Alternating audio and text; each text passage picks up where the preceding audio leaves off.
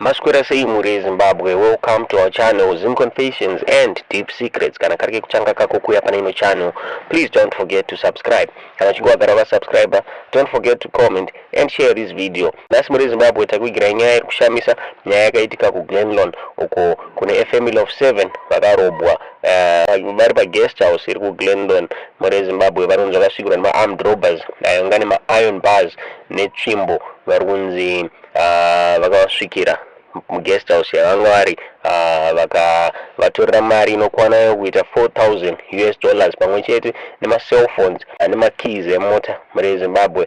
Varimo varunzi pavakasvika vakadimanda cash kuvanhu ava vakapiwa 400 inova iyo yavakaramba achiti yanga iri shoma.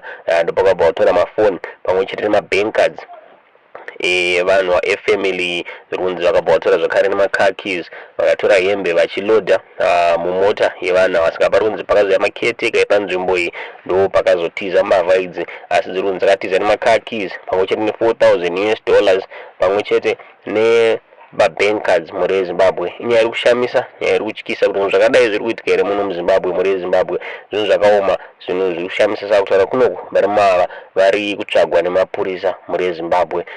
Tichingovimba kuti mapurisa achaita basa ravo. Ndiyo nyaya tatakuigirai muzuva ranhasi muri Zimbabwe. Tiudze zvamuri kufunga pamusoro penyaya mucomment section.